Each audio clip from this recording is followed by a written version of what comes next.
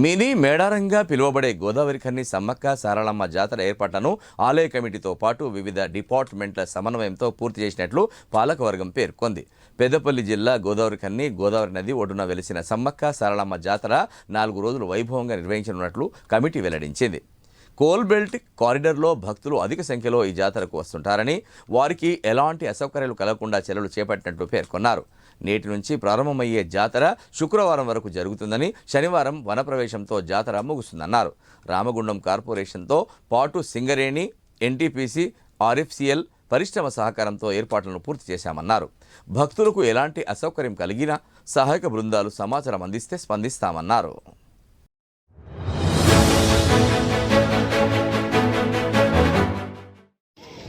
శ్రీ సమ్మక్క సారళమ్మ జాతర గోదావరి బ్రిడ్జి గోదావరి ఖని ముందు తేదీ 21/2/2024 నుండి 24/2/2024 వరకు అత్యంత వైభవంగా నిర్వహించుకొనుటకు అన్ని ఏర్పాట్లు చేయడం జరుగుతుంది. గౌరవ కలెక్టర్ పెద్దపల్లి జిల్లా గారు మరియు గౌరవ శాసనసభ్యులు రామగుండం గారు ప్రత్యేక చొరవ తీసుకొని పలుమార్లు అన్ని శాఖలతోని సమన్వయ సమావేశాలు ఏర్పాటు చేస్తూ ఇటు సింగరేణి యాజమాన్యము మరియు ఎన్టీపీసీ, ఆర్ఎఫ్సిఎల్ అలాగే మున్సిపల్ రామగుండం వారి కోఆర్డినేషన్తో ఇక్కడ భక్తులకు అన్ని వసతులు సౌకర్యాలు ఏర్పాటు చేయడం జరిగింది. అలాగే మన ఎలక్ట్రిసిటీ డిపార్ట్మెంటు, పోలీస్ డిపార్ట్మెంట్ వారు ప్రత్యేకంగా భక్తులకు ఎలాంటి అసౌకర్యం కలగకుండా లైటింగ్ కానీ, తర్వాత మన భక్తులకు వాహనాలకు అద్దానికి కానీ ఏది కాకుండా పోలీసు వారి సిబ్బంది కూడా అన్ని డిపార్ట్మెంట్ల సహాయ సహకారాలతో ఇటు జాతరకు వచ్చే భక్తులకు ఎలాంటి అసౌకర్యం ఏర్పడకుండా ఏర్పాట్లు చేయడం జరిగింది.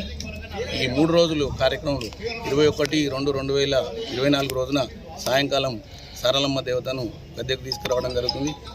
21 రోజు ఉదయం 10:30కు ఫస్ట్ స్వామివారి గద్దెల వద్ద ప్రత్యేక పూజా కార్యక్రమం ఎమ్మెల్యే గారిచే ఉంటుంది. తదనంతరం సాయంకాలం సారళ అమ్మవారిని తీసుకురావడం జరుగుతుంది.